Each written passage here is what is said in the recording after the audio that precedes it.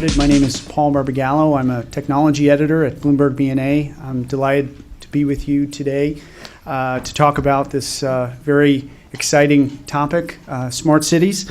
By 2050, according to one recent estimate, roughly 75% of the world's population is expected to live in cities. And many metropolitan areas already use data collection systems like sensors, video cameras, GPS devices, but advances in computing power and data analytics now make it possible for companies to collate all this data and using algorithms to identify patterns and trends, hence smarter cities. So allow me to introduce today's panel. We'll begin with opening remarks from each of the panelists, and then we'll jump right into Q&A. So immediately to my right, Michael Flowers. He is the former Chief Analytics Officer of the City of New York. Ian Kalin, to his right, Director of Open Data at Socrata. And Timothy Paydos, who leads the Government Big Data and Analytics team at IBM. So Michael, you want to start us off? Sure.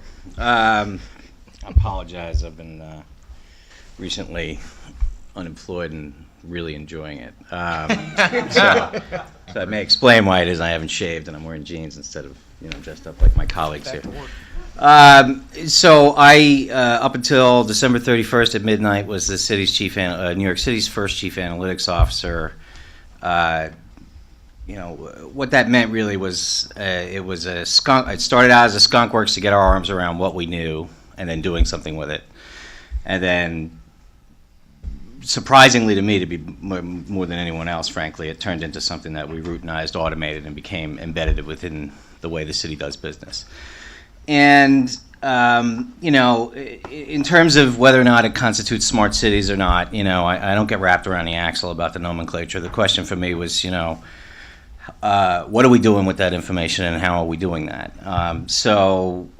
It involved, we were platform, method, tool, and even data agnostic. We were really more interested in getting better at what we were supposed to do. Now, as a local government, we do things that are much different from the state and the feds, like pick up your trash and police and ambulances and put out your fires and, license your businesses and all that stuff that the census guy was mapping up on the screen. And that's really transactional stuff at the end of the day. And what we found, frankly, was that two things. First, it really was the natural culmination of about 12 years of the Bloomberg administration's effort to measure what government was doing at the local level and then manage according to that measurement, right? And second, if we're going to get better at what we do, meaning more efficient, more effective, getting to the worst first, then we need to kind of bust out of our information silos and leverage what the Department of Finance knows on behalf of what the fire department's supposed to do. And that proved, like I said, to be extraordinarily, and I guess maybe not surprisingly in retrospect, but at the time very surprisingly effective. And not that hard to actually implement either, and it didn't cost a ton of money.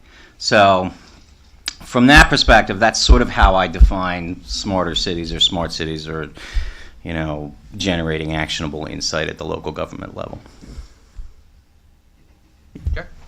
Good afternoon, everyone. I'll start by saying that it's actually a privilege and an honor to be sitting next to these giants. A person who has been credited quite a bit, and I think is well deserved, for the revolution of big data within cities with Mike Flowers, and then representation from IBM, one of the original inventors of this thing called big data.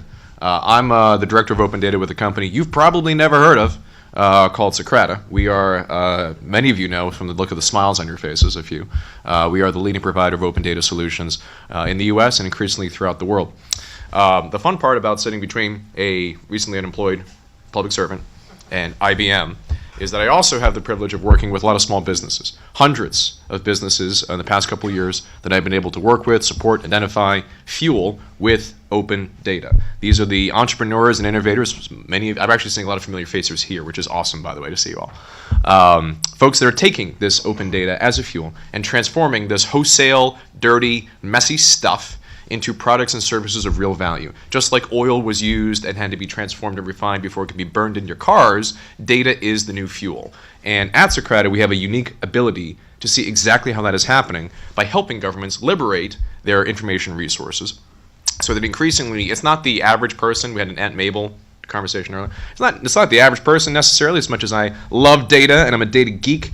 Most of those folks don't really like the data in the way we're talking about it. They just want to lower the cost of healthcare, get their kids a safe childhood center, or be able to get to work on time. And that's that core mission-driven focus from a user experience that even from a government sector or from the big business perspective, data is powering.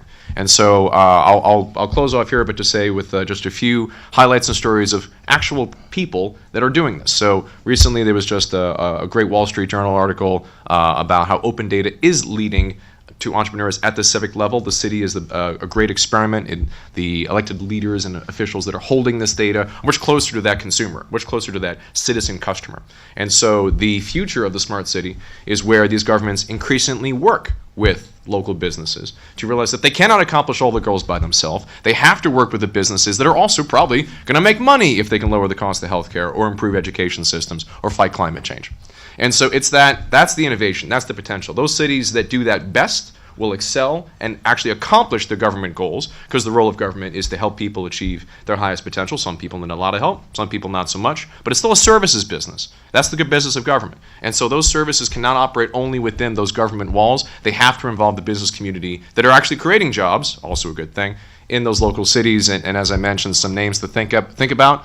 Follow on Twitter, look for companies like Smart Procure, look for companies like Appalicious, Porch.com, even some of the moderately larger companies like Trulia and Zillow. They're leveraging open data and advertising that they are. Yelp is another great one. For those of you who probably heard the story about food inspection results and how that's helping folks to understand, in my own case, that my favorite burrito stand in San Francisco had a terrible safety rating, and now I don't take my kid there. Right.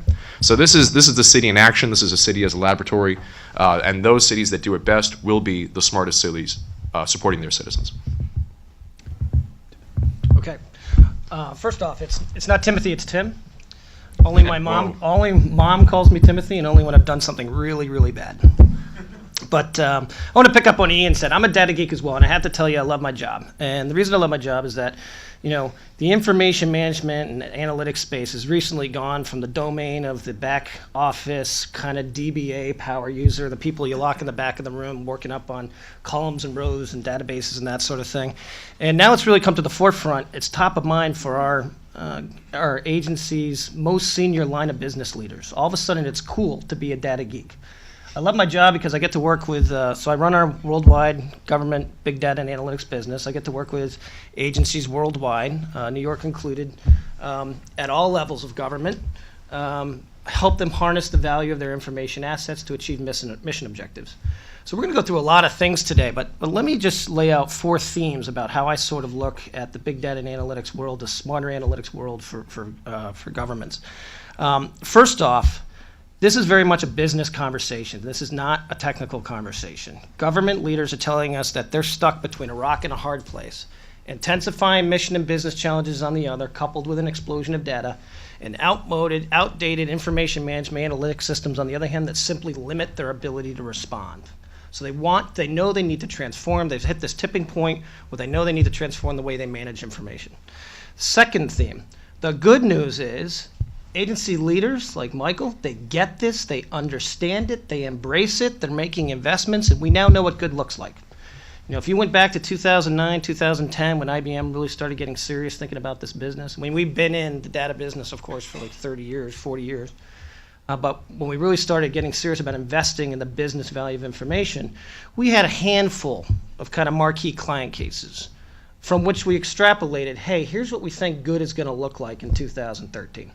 Said another way, or 2014, I should say, right? Said another way, we made a lot of stuff up, right? Flash forward to where we are today, we don't have to do that anymore because across every segment of government, at the state level, city level, up at the federal level or national level if you're outside the US, we have examples across every segment of government, whether it's social, tax, law enforcement, departments of defense, city municipalities.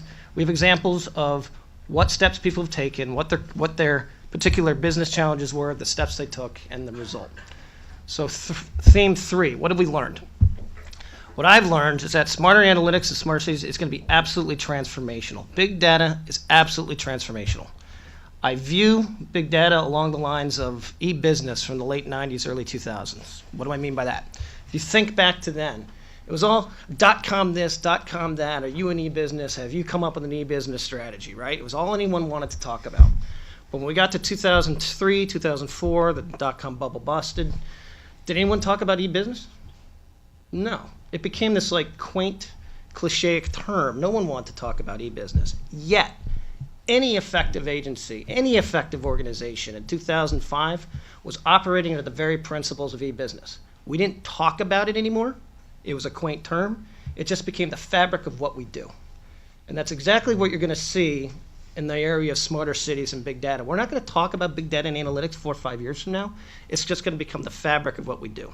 So that's one key learning. The other key learning is, while big data will be transformational, the path to success, well, while it's transformational and revolutionary, the path to success is evolutionary and incremental. Do not go out and try to build the intergalactic smarter analytics system and stick it in the cloud. As Mike mentioned, what did they do in New York? They started with very specific business requirements and use cases, moved incrementally to get pieces of value, build momentum, go on to the next piece. So it's all about moving incrementally. And the last theme, the time to act is now. We're out of early adopter phase in this area. We're kind of into the fast follower phase now. There's a lot of experience out there. The experiences exist, the skills are out there now, the assets of the technologies are out there. It's a matter of getting in, getting value, and moving. Thank you, gentlemen.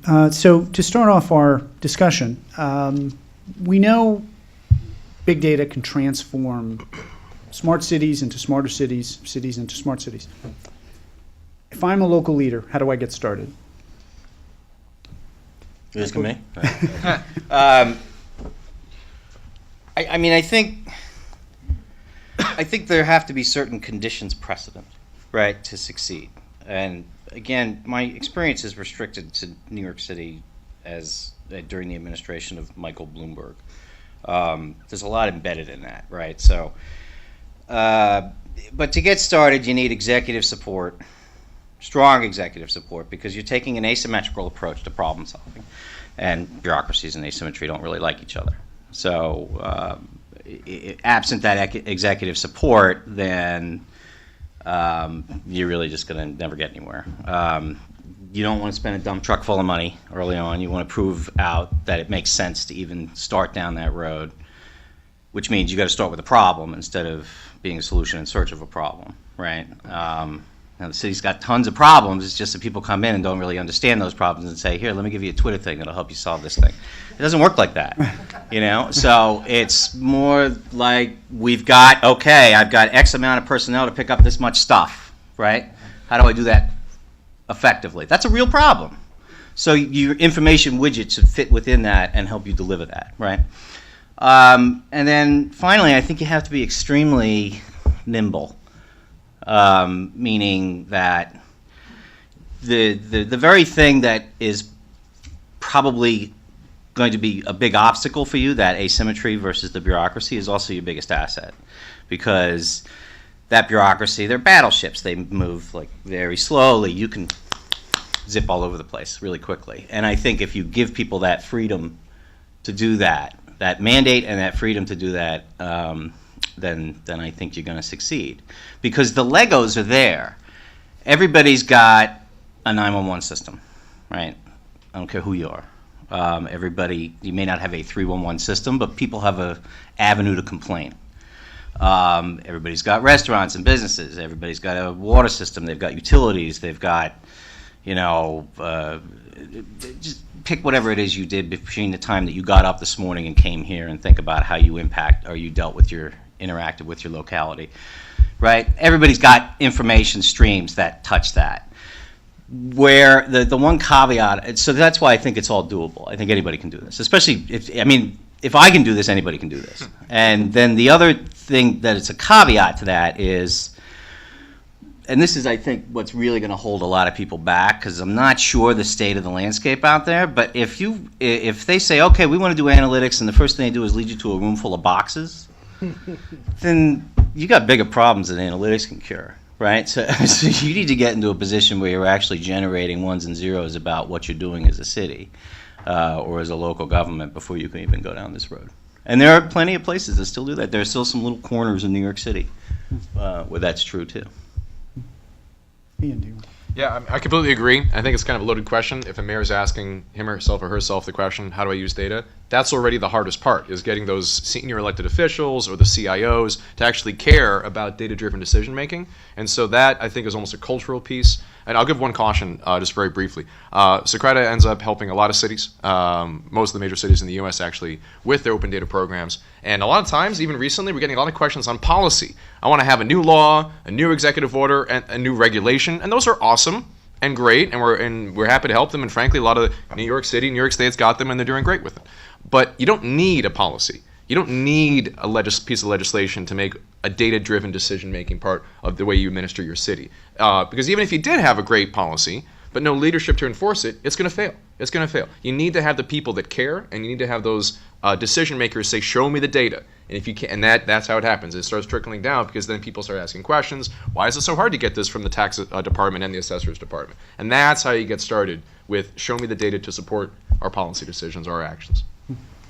Right, and I pick up on both Mike and Ian's comments that I think it's very important not to fall for the big data and analytics head fake. Don't fall for the technology head fake, right? Some of our conversations with agency leaders starts with, we come in and they say, well, give me some big data. Okay, well, why? Mm-hmm. What are you trying to do? Well, my CIO, the mayor, says we need big data. We need big data, okay? No. Back up and think through, the art of the possible. How are folks using? There are enough case studies out there again today, as I mentioned. How are people using big data today to achieve, better business outcomes? What are my key requirements and use cases? And sometimes the key requirement and use case that'll get you momentum is not the one you think of. Understand what your current capabilities are, your current data assets, and move iteratively. What I mean by the use case, I'll give you an example. We're working with one state, U.S. territory, I'll leave it nameless for now, which is an island, and they had a very specific challenge around getting a single view of the citizens on the island, right? Meaning they wanted to be able to serve and recognize the citizens at every touch, whether that's the TMV or the healthcare system or courts or law enforcement, whatever it is. So they were building this list, and the issue that they zeroed in on was actually around seating jury pools. Right? Their burning requirement is that they were unable to seat jury pools quick enough to satisfy the right to speedy trial, and they were actually letting, suspected bad guys go because they couldn't get the juries in time. The challenge was that they had a jury pool that was built off of, utility records and DMV records and, all kinds of stuff that they had, and they had a jury pool of about 8 million people. Challenge was only 3.5 million people live on the entire island, so that's not very accurate, right? So they deployed a certain technology to look at relationships between people and get a hyper-accurate, brought in other kinds of data that they weren't looking at before, and were able to narrow that down from 8 million down to 2.5 million group of people, which was, somewhat more accurate and solved that particular requirement. It wasn't the requirement I would have thought of when we first went in, but as soon as they did that, the marshals in the court service, who were kind of sharing the same office, started looking over the cubicle wall, saying, what do you got going on there? What's that? Can we get some of that? Sure, come on in, but you've got to provide your data as well, because the marshals want to be able to serve warrants, right? So they went to the next use case, which was allowing the marshals in. Then they went to some of the social services organizations that shared the same offices, and eventually, over time, based on this one incremental move, they built momentum and trust across the organization, and now have a much better view of their citizenry. So for Ian and Tim, and Michael, feel free to chime in as well, has it been your experience that cities might not be ready to take on smart city initiatives? That their infrastructure, their bureaucracy, their inherent organization might not be ready for a big data initiative? No, I respect the question, but I gotta say every city wants to be better. So who doesn't want to be smarter? I mean, it's one of the best brands in the business. The smart city, yeah, we'll do that. And I think the funny part is when they say I want to do that, so go call a big data company and help me figure this out. It's kind of inverted. There's, if anything, a lack of knowledge of the tools that are available for any number of reasons. But the cities is actually a really interesting market segment. So again, my company works with all types of governments, all types of organizations. There's actually a lot in common globally at the city level, more in common than nations. Because every city, to Mike's point, has fire department, has transit issues, is concerned about urban growth. And so you tend to have, even from our own analysis, the top 10 data sets tend to be the same things, whether it's New York or San Francisco or Paris or Moscow. And that's really interesting, actually, because there's a greater community of practice. There's more opportunities for cities to collaborate. And by the way, again, from our perspective, in terms of businesses helping governments grow, it's a greater market opportunity for businesses to expand. If they got something that works in New York, you overcome or at least find a way to adapt to the data standards issues, which is increasingly improving, but still a problem. Anyway, the point is they can grow. You can grow from city to city easier than if you compare what exactly is the Department of Energy in the United States versus Brazil versus China. It's a little bit fuzzier, and the data on that's a little bit harder to get to. But that city as a laboratory is more capable because of the pool of resources that are available, and the people, the mayors and mayor's offices seem to know that and are trying to leverage each other's best practices. I would agree with Ian. The question is almost wrong, because what I would advise governments is not to say, hey, undertake a big data and analytics or smarter city initiative. I'd advise governments to say, I'm going to look at smarter water and how I can manage water more effectively, how I can manage energy more effectively, how I can manage law enforcement more effectively, right? And the other thing I'm seeing is that while we tend to gravitate towards the big cities, right? Everyone likes to talk about New York and LA, right? But there's some Boston. I'm a Red Sox Bruins fan. Sorry. Oh. So, but the smaller cities are getting into the game too. I'm seeing as much interest in smaller cities as I am in the larger cities. So I'll give you another example is South Bend, Indiana. This is not a city that you would think would be on the, hopefully there aren't any Indianians here. It wouldn't be top of mind as being on the forefront of cutting edge technology. But they had a very specific problem. The problem was they had their waste management system that was overflowing and spewing, bad water into places where it shouldn't go 27 times in a year, right? And so they were looking at $120 million infrastructure investment, basically put in more pipes and tanks and that sort of thing to fix it. But they said, maybe there's a better way we can do this. Maybe we don't have to make that $120 million investment. So instead, they invested in they basically instrumented and connected the entire water system. So they were able to keep track of, flow rate through pipes and how big is this tank versus how much water is in any specific time, how quickly can we clean this water up, et cetera. And they created a predictive algorithm to look for different indications or different factors that were going to influence whether this was going to overflow, not today, but a week downstream. And they went from 27 overflows to 1 overflow in 1 year. Saved them $120 million, and by the way, about $600,000 in fines from the EPA on 1/100th of the investment, right? So I do see an appetite even at the smaller city level across the world in this kind of stuff. So, if I may, I'm not sure I entirely agree that everybody can do it now, but I think it's possible everywhere. And the difference, I'm not trying to be cute, the difference is these are management and leadership questions, right? And so when I say that the Legos are there, it still takes somebody to snap them together. And I think you have to have this will to embed it in the culture and the know-how on how to do that. It's a sustained, long effort, right? I had a lot of success in New York, but I was standing on 8 years of work when I got in there, and I had spectacular support from Bloomberg and his deputy mayors, and my direct report was a guy named John Feinblatt, who was a real visionary in government generally, and without that, it's really hard, because. I mean, you've got electeds, and then you've got career. And we just had an election, and out of a government employee population of about 300,000, about 400 people lost their jobs, right? So we had that kind of turnover. So yeah, significant, and they were in there for a long time, and we're obviously able to affect tremendous change. But unless you're focused on that 299,000 whatever, then, and are willing to do what's necessary to make sure that they're the ones that you're focused on, as opposed to like a photo op or something, then I don't see, I don't see how it's doable. Because then you're just going to waste a ton of money, and people do that all the time. So as a follow-on to that, how should cities quantify success? Because the use of big data can be unquantifiable. The results are, could see them in 20 years, 25 years down the line. So if I'm a city official undertaking an initiative like this, how should I quantify success or failure? So, I think there's a certain freedom that comes from not working there anymore. But we started out with these KPIs, right? That you had to start somewhere. But the KPIs at the end of the day ended up being ham-fisted, right? So we modify them. And we modify them over time. So you go from how many inspections did I do to what impact did those inspections have.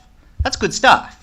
But you can only do that unless you start out with how many inspections you do, and then you generate the good questions. So you need to. So one thing that the reason I keep raising inspections is the one that everybody talks about is we have.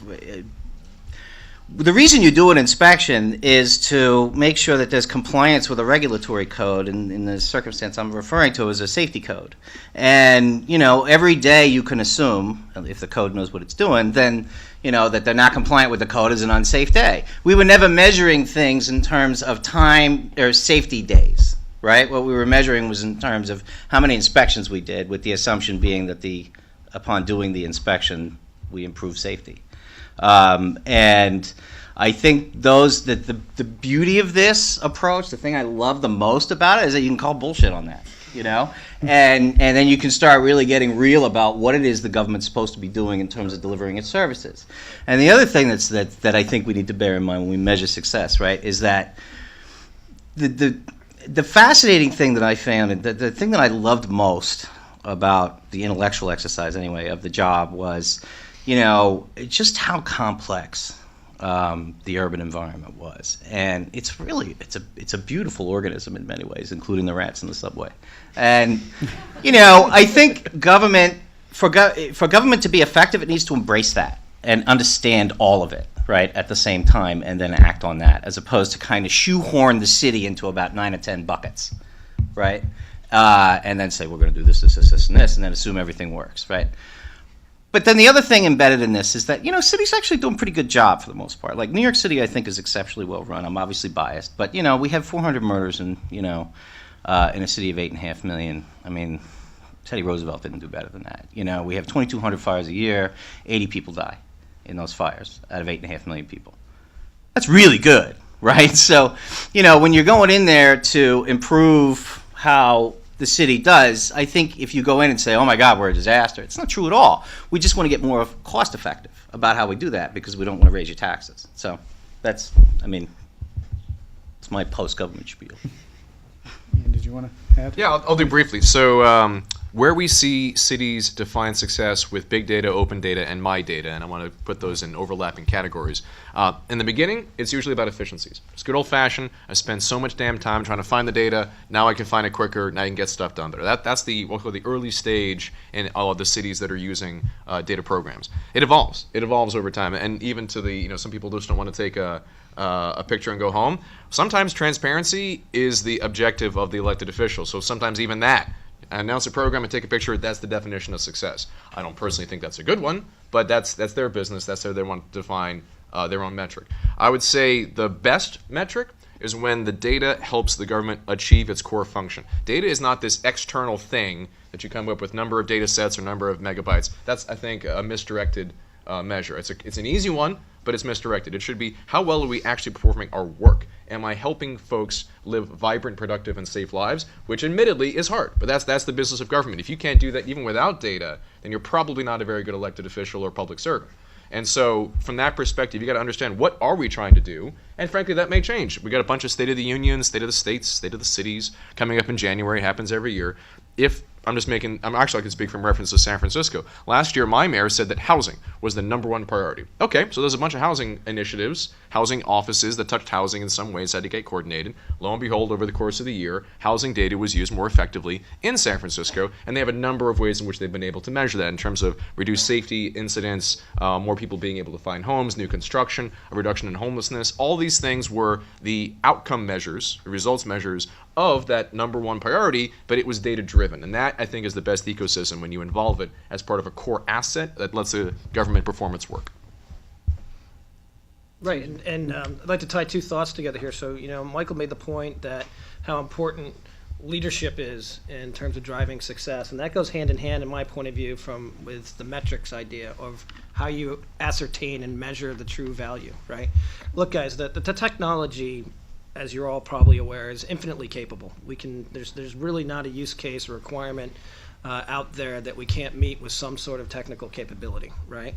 So the challenge is, again, in having the leadership, creating the culture, getting leadership sponsorship support, and then really going to level 2 and level 3 thinking around how you are going to measure value. What's the metric going to be, right? So working with one city who was measuring, I would feel that the quality of life in the city or the crime rate in the city with a metric that wasn't giving them a true read. So they were looking at interdictions and arrests and detainments year to year, and if that number was falling, they thought they were doing okay. Well, you could say, well, maybe that just means that the police department is becoming less effective in finding the bad guys and arresting them, right? So it was giving them a false read. So what they started to do was to measure what they called quality of life. So not just arrests around and the 7 major crimes, but looking at nuisance crimes, right? Graffiti, loitering, things like that.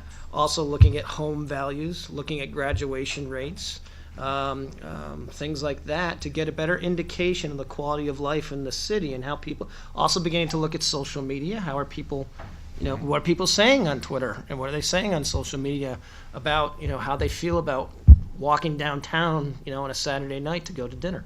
And so now they've got a much better read, they feel, of how well, their public safety groups and how well the city's operating.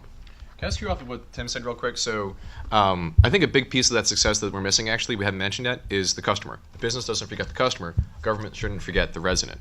And the citizen experience, I think, is another definition of that success. I'll give us a brief example of how people's involvement is a measure of success itself. So in San Francisco, data on crime was released, and it's a little while ago. Some folks recognized that in their neighborhoods, prostitution was only happening on the first of the month. That's it, only on that first day. Well, that doesn't make any sense. That's not how that oldest profession in the world works. Oh, wait a second, that's just when the police are making their rounds. And that's the only time they're policing it. Lo and behold, there's a geographic concentration of that type of crime. And so the people who lived there, it was the people, not the government. The people demanded it. Said, that's ridiculous. Come on, guys, help me out here. And lo and behold, the government delivered a better service by increasing the patrols and using that information in a more productive way. And so I think that's an essential measure of success. If the citizens or the residents aren't plugged into this stuff, then you cannot have a good metric of success. So as you noted, there are so many different measures of success here. Who's doing it right, in your opinion? And we've heard about New York City, my native city as well.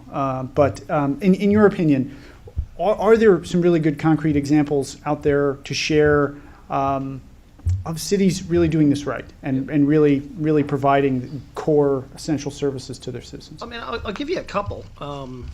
So let's talk about Stockholm, actually. And Stockholm's got a partnership going with KTH, which is a technical college over in Sweden. Sweden, right? Stockholm, Sweden. Right, okay. Make sure I got it right. Not Finland or Norway. Anyway, Stockholm. And they wanted to look at traffic studies, right? Or they had a lot of congestion in the city. They wanted to alleviate congestion. A lot of it had to do with the routing of emergency vehicles, by the way. But they wanted to, help people be able to get to work quicker and that sort of thing. So they started out with like a Geico-like sensor, right, that you'd plug in. Volunteers would plug this into the car and would keep track of where vehicles were going, how fast they were moving, if they're hitting lights, that sort of thing.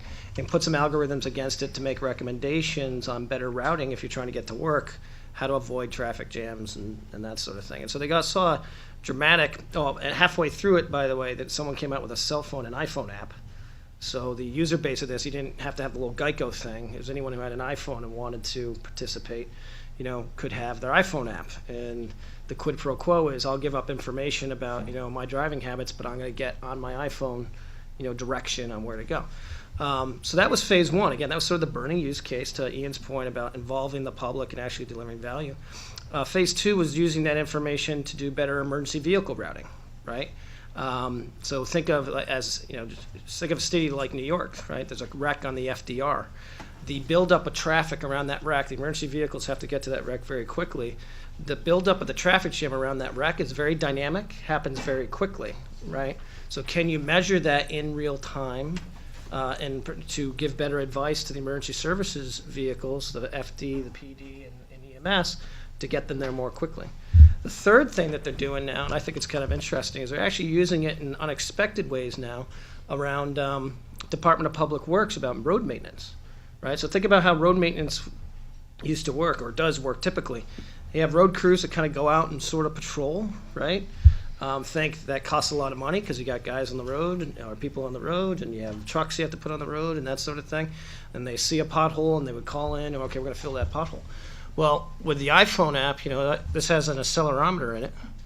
So anytime I'm driving down the road and I hit a pothole, it's going to go gadunk, gadunk, right? And if we have a statistical sample of 100 people driving down that same road, and they're all going gadunk, gadunk, maybe we should send someone out there, right? So that's one example. I got a couple more, but I want to. Yeah, there's so many. I'll say one of my favorites is Raleigh, North Carolina. So a small to mid-sized city, and I don't even know why. I've actually spent time trying to figure out how they're doing this so well. But their level of citizen engagement, the ownership from the senior executive leadership, the number of businesses that are thriving on it, the community, just the series of events, the transparent budgeting. I mean, you name it. It's like a checklist of awesome. It's just like, oh yeah, I can't believe they're doing that too? How can all of that be happening in Raleigh? It's this surprising mecca of data innovation. That's from the small size city. On a big size, I was born in New York City. I live in San Francisco, raising family there, but I got to say Chicago's doing pretty darn well.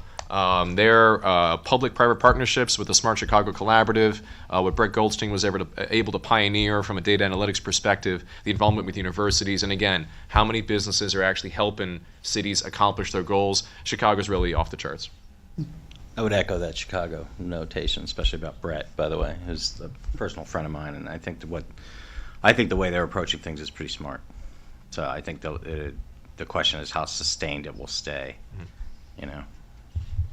So on a different tangent, we've seen in the context of smart grid discussions some pushback from residents about the use of their personal data. Several years ago, I was at the Department of Energy, not far from here. It was a gathering of electric utility company executives who said, we are really reluctant to do this because our customers do not want us to use their data. They do not want us to know when they're running their washing machine and running their air conditioner and have their lights on and when they're home. So in the context of big data, smart cities, have you experienced any pushback at all, any resistance about the use of residents' personal information, their data? I'll start. I actually used to work for Nick Sinai, who spoke this morning. So as representative of the White House, as a presidential innovation fellow, I've been charged on stage physically people who are angry about the use of privacy. So I have some personal opinions about what's going on here. Also, as a former clean tech entrepreneur, I appreciate the smart grid analogy. But I think it should be a wake-up call for the utility executive. Shame on them for thinking that people don't want to use that information. So let's be clear. Privacy needs to be protected. That's paramount. But privacy is being used all the time in ways that I don't think, especially city governments, recognize. And this is my personal opinion, by the way. This is not my company opinion. I personally believe privacy is a currency, not a religion. I think that privacy is something you give away in exchange for things. How many of you have the GPS turned off on your smartphones right now? Probably, 3 people. It's because you get maybe 5. Okay, for those who are savvy. In most cases, though, you probably are also using Google Play or iTunes or some other device that's leveraging your private information. And even if you have a cell phone, Verizon, AT&T, they're still selling some aspect of your private information to businesses so they can target ads. So everyone's privacy in some level is being invaded, but we don't complain as much when Google does it or Facebook does it, because Google and Facebook are awesome. They deliver fantastic services in exchange for your privacy. If utilities are afraid to give private information back to the consumer in a secure, machine-readable format, also known as the green button, then that we're probably recognizing, or not saying publicly, is that the people are not happy with their utility companies. They may not be happy with the government services they're receiving. When you go to the Department of Motor Vehicles, how happy is that shopping experience compared to paying for an or getting an iPad from the Apple Store? It sucks, right? Everywhere in the country, for hundreds of years, somehow that's still a terrible shopping experience. And so, from a privacy perspective, I think people are right to say, "What the hell's going on? I'm giving you this stuff, and this is what I get in return." And I think that what governments should do in this context, this again, my personal opinion, I think they need to recognize that, yes, privacy needs to be protected, confidentiality, security needs to be protected. But you also need to recognize that it's something that people are already giving to others for good reason. Why are people giving their private information to other services for good reason? And how can that customer experience be leveraged into the success message of a smart city so that it can deliver better services to people while also protecting privacy? I would agree with that as well. I mean, I think a huge piece that we really haven't touched a lot on here, well, Michael kind of hit it a little bit, is there's a whole policy, security, privacy, and governance conversation that needs to happen in parallel with any kind of initiative, right? It's important for the different line of business or the different business leaders to sit down with the technology folks and have the conversation simply about who gets to see this information, how long can it be retained, by role, et cetera, and then ensure that you're baking that into the technology, right? It's one thing to have the conversation, and typically, we sing Kumbaya, we have a whiteboard, we capture it there, maybe put it into a Word document. It's another thing entirely to make sure that that conversation, the rules you just set, are then baked into the metadata of the technology, right? So you can live up to the rule. So it's absolutely an important area. But, picking up what Ian says, I think most people, at the end of the day, the privacy issues, I think we have the right privacy policies in place, at a government level. The question is, how do they apply to this new realm of big data and analytics? And I think a lot of it's going to work itself out based on, as Ian said, utilitarian value, right? The example I give is I drive a Chevy truck, and I have a GPS, not GPS, I do have GPS, but I have OnStar in it, right? And I pay OnStar for the service that they provide me. I don't know, it's like $150 a year or something like that. And I know, I guess in the back of my mind, I don't dwell on it, but I know that OnStar, there's somebody somewhere who knows where my truck is going, how fast it's traveling, where it stops, and how long it stays there, and that sort of thing. So someone at OnStar probably knows that Thursday nights I like to go out and watch Bruins games and probably stay at the bar too long, right? But I'm willing to give up that information because of the service that OnStar gives me, right? The safety of it, the fact that I lock my keys in the car and they can unlock it for me. You'll see a lot of that decision making happening. I think that's how it'll play out. So last question, and for the policy-minded folks in the audience, what could federal, state, local lawmakers do to hasten the growth of smart cities? That's a good question. I think we could start electing people based on management skill. Good. Are you running for office? Did you just declare? Declared here on video. Right. I'm not going to touch that. I think we need to start understanding that a lot of these decisions have upriver and downriver impacts, right? And so I think we need a better engagement with the public than we currently do. I think I just think we need to be smarter about how we go about being smarter, right? And so and by that I mean, start small, iterate, expand, engage, talk to, get input from the community, start building up an ecosystem. Ecosystem is a word I started hearing get thrown around not too long ago. And I think it's great, actually. You have academic, you have these citizen activists who, as much of pains in the ass they can be, they were really a great part of the New York City community, right? In terms of enforcing our open data requirements, right? And the businesses, the tech, but not just the tech startups, but the brick and mortars, and understanding that we're all kind of in this together, and as localities evolve, the government must evolve with it, right? I think where it really gets interesting, right, is that you have things like the sharing economy, right? Parts of me loves it. When I was in the government, the taxi thing, I really love those, right? Because it's really like an enforced oligopoly. But then Airbnb, which seems to be the wonder child of a lot of people, they're a pain in the butt, in a city where a lot of people live on top of each other, where your neighbor's floor is your ceiling, right? It's not like where you're out in the burbs and you're renting, there's a yard and a fence and all that. New York has a huge Z-axis. So those kinds of things present real safety and quality of life challenges to city governments. And we're not really, I admire them for plowing forward, but at the same time, we're not exactly, I don't think we've figured out how to address it as a locality yet. I'm just speaking about New York. But I know San Francisco's had their challenges with it too. I think, and a number of other places. So I think the way we get better is I just think we just need to engage a little more effectively. I think, and this sort of harkens back to your earlier question, the question immediately preceding us about privacy and privacy issues. I think a lot of people pay lip service to it. We're going to be robust about privacy. But, having received both heat and plaudits for, the work that we do in New York City, what I can tell you is the only thing that seemed to work for me, and it's not like a system that's embedded anywhere. It was one of those things that just felt right, and so that's what we would do is, method and substance transparency goes a long way towards alleviating a lot of concerns and the purpose to which you're putting, the effort. And if you're open about all that, I think that sort of helped, and that openness sort of helps you engage more and then helps the process improve a little bit. Ian, Tim, policy wish list? Well, I'm going to pick up on how to hasten it. Everyone in this room needs to demand something that was mentioned here today, not even on this panel, demanded from your cities. If you're not getting open data, call them. If you're not getting the type of basic analytics for efficiencies for garbage pickup or inspections or taxi cabs, call them, knock on the door, send an whatever your city provides, start demanding it, and then it'll be hastened. Right. I'll give you the flip answer and the serious answer. The flip answer is, for regulators, is get out of the way. And the more serious answer is whatever.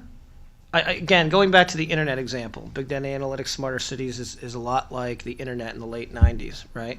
The internet, came from out of nowhere and went from, a very small number to 100 million users in a very short period of time. I think it was the quickest, that curve that they do, how much quickly you get to 100 million.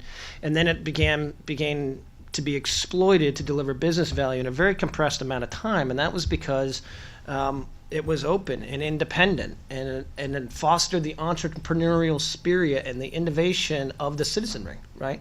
We want to do the same thing here. We want to, create regulations or policies that foster innovation and foster that entrepreneurial spirit versus restricting it, keeping in mind things like governance and security and privacy and all that. The other thing I'd like to see in terms of policy is driving skills. Whatever we can do to foster skills and expertise across the populace and using analytics is critically important. Partnerships between government and universities, commercial interest industry like IBM and other companies and universities. I think we're quickly hitting a choke point where the speed with which we can get value from a lot of what we're talking about today is going to be running up against the skills to actually do it, right? How do we create an analytics-driven culture, and where do we get the skills to do that? So we are over our time. Questions from the audience? Sir. So I was wondering, from a smarter city perspective, do you feel that there's a greater leap and a greater opportunity in the developing world where cities are facing massive infrastructure problems versus the kind of impact that they can have in a Raleigh or in a San Jose or San Francisco? So what about cities like Mumbai or Saigon? Is there a greater opportunity there when cities like those adopt these technologies for larger investments? Yeah, Go for it. Yep. So is it hard? It's just different. I don't think it's harder or worse. It's more to do, I think, to Mike's point about the mindset, the culture, the ability to experiment than the technology. So I'll quote from a previous job I had. For those of you who've ever seen the Beth Novak TED Talk, she has some fantastic example, and I'll steal it here because I think it's relevant. So basically, there's regions of India that had issues with the census, actually, in terms of being able to count how many people were still receiving what we would call Social Security benefits, so checks from the government. They didn't have an accurate count of the name, the address, and number of dependents and so forth. So here's the cool part about the data side of what happens in cities. In partnership with Accenture and a few others, they did an analysis. Okay, these are the areas where we have the most uncertainty. They painted the incomplete census data on walls literally giant buildings wherever they could find a wall, and the human instinct is to finish the word at the end of the sentence, right? People want to be able to fill in the gaps, and so literally they just put like a checkerboard of bad data. People filled it in. It was crowdsourcing. It was crowdsourcing on walls. This happened a few years ago, not a few hundred years ago. I consider that a technological innovation, but it's not tech in the traditional way that we think about data management. But I think that examples like that prove that it's more of the human experience potential than anything that a website can do. It's actually similar to what happened in 1790, same thing, Right. from the amount of Had the registers and they Yeah. go in the middle of town and people would look at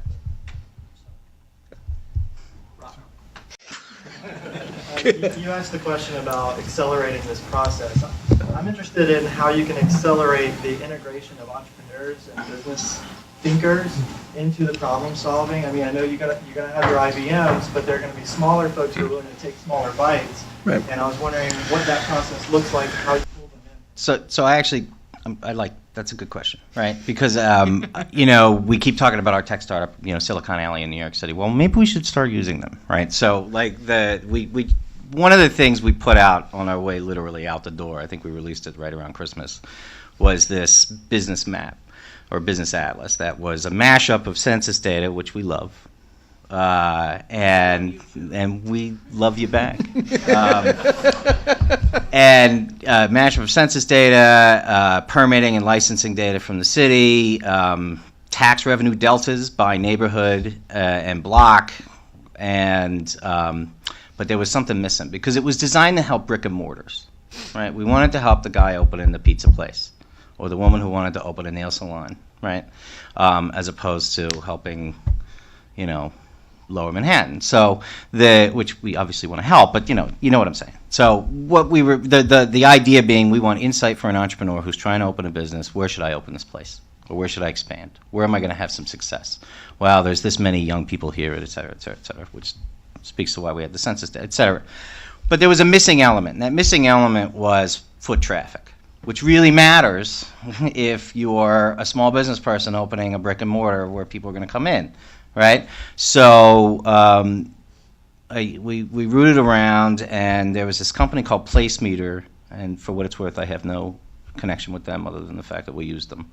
And they were fantastic. I mean, it was a small startup that has this, I really don't know how they do it, but they were able to capture some metrics about pedestrian activity by locality, and then we folded that in. That's a really nice piece of insight. Now, the usual knock from the government side of the table when dealing with non-established companies, right, for lack of a better definition, maybe there is one, is we don't know if they're going to be there tomorrow.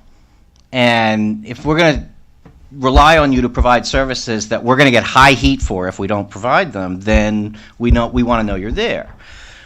But I think that's unimaginative, right? That's an unimaginative response by the government. I think an imaginative response, and I don't mean this in a self-congratulatory manner because I'm not calling myself imaginative by using PlaceMeter, but the fact is that this was a nice piece of insight that we were able to use in addition to other insights that we had with the government, using it was this way of leveraging public data or open data and, our other data, proprietary data that we as the government paid for in a way the government, really should be operating, right? So we're using a member of our startup community to assist our brick and mortar entrepreneurs just by paying the bill to the startup guy to provide us that insight. I mean, so I would think that governments should start engaging with startups a little more imaginatively than to say, well, if they fall apart tomorrow, then we can't deliver our widgets. I think that's weak. And I think another piece of the answer is this whole idea of open data. This is where open data becomes critically important in companies like Socrata, who are really in the thick of how you leverage open data, right? By throwing the data out there, there are people out there who will take advantage of that data and create some sort of innovation, some sort of piece of insight. I don't know what was the name of the company? PlaceMeter? PlaceMeter. PlaceMeter. Who knows where they're getting their data? Maybe they're somehow able to pull that off of public open data Video systems, feeds. or maybe they're doing video feeds. So they're coming up with that. That's the point of open data. Some guys in New York created this company to come up with this thing that measures foot traffic. Very small piece of insight, but hugely valuable, right? I on my iPhone, one of my favorite apps, I do a lot of flying, airport type of work, and so a lot of layovers and that sort of thing. And there's an app on here that It basically tells me all about an airport. So if I'm landing at Philadelphia gate C8 and I've got to get to BA or B8, what's the quickest way to get there? What restaurants are along the way, right? What's in rating of these restaurants, and right, where do I want to hang out? I've got an hour and a half that I've got to kill. Where's the best place to kill that, right? An amazing piece of information. It's just because that data's out there, they created it, and I bought the app for $1.99, right? So it's all about driving that data out there and let entrepreneurs take over. Well, we are out of time. Thank you, Michael, Ian, and Tim.